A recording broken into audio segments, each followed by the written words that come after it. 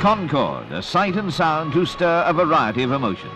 But however we feel about this sleek, shining newcomer to our skies, it is without doubt the most beautiful aircraft ever to evolve from the mind of man.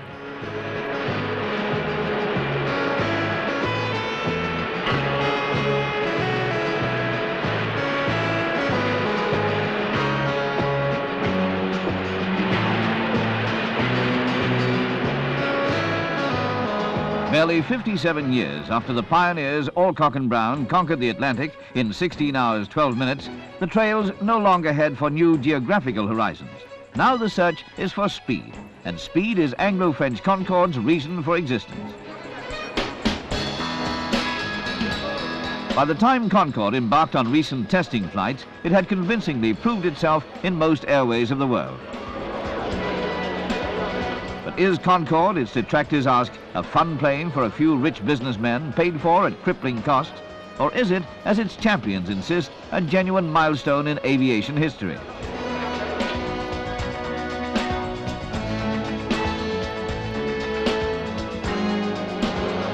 On a proving flight to Gander in Newfoundland, a selected few prepare for their first experience of TSS, twice the speed of sound.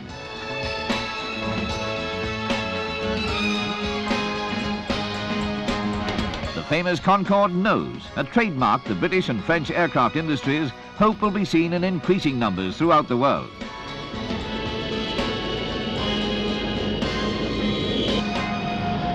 Leaving London's Heathrow at breakfast time, the passengers returned in time for lunch.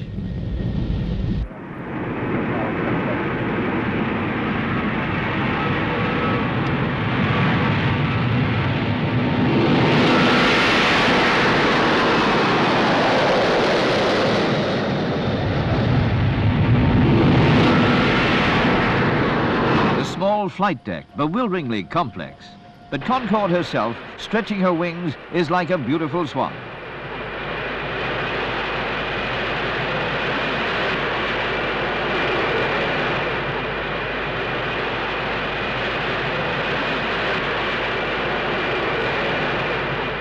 Concorde begins acceleration into transonic speeds.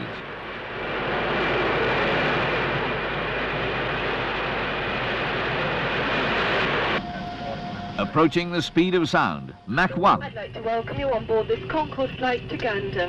Our estimated flight time is 2 hours 45 minutes, and we should be flying at altitudes above 50,000 feet. I should like to draw your Paradoxically, one of Concorde's main problems is the very speed for which it was built. Sonic boom, sound pollution, and from the high altitude flying associated with supersonic flight, ozone contamination and radiation dangers. But these fears have proved to be exaggerated. Excess sound, however, is still Concorde's big obstacle to a regular Atlantic service. Over the sea, no problem.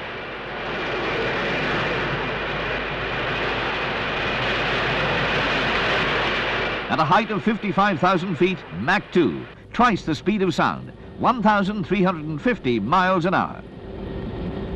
Is this to be the image of Concorde man, sipping champagne 10 miles above the earth? The 4 Rolls-Royce turbojets are designed to cruise at this truly fantastic speed. Just under 200 miles from Gander, descent begins. Contact 121.25. Arrival, 2 hours 28 minutes from London, an ocean away. But at the tremendous cost of £1,200 million spent on developing the aircraft by Britain and France. As Concorde brings the world into the supersonic age, the choice for the travelling businessman will be simple: a slower but less costly trip by jumbo jet, or Concorde, more expensive to fly in, but with the journey over in half the time. Even checking in at the airport, passengers will get the high-speed treatment.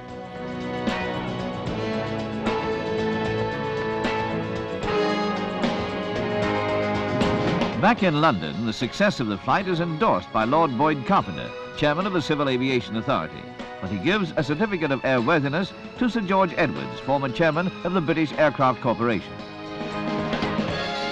Now, 14 years after becoming the start of an idea, Concorde goes into service with British Airways. 21st of January 1976, a date for the history books. First passenger to check in for the flight to Bahrain, Paul Cooper of Grantham.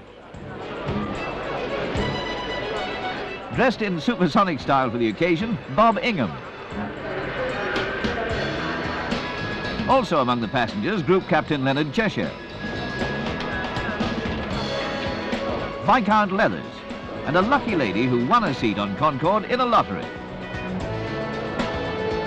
The man who flew the very first British-built Concorde in 1969, Captain Brian Drubshaw.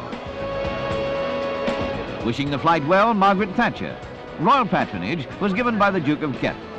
British Airways Deputy Chairman Henry Marking inaugurates the flight. As Concorde prepares for takeoff, its opposite number in Paris gets ready for Air France's inaugural flight to Brazil, times coinciding to the second.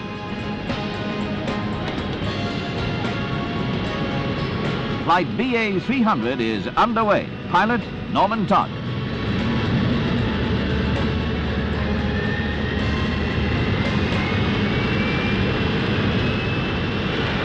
It is to be a flight of triumph.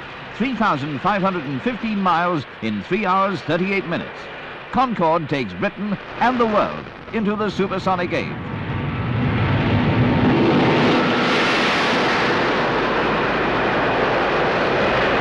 This is indeed Concorde's day.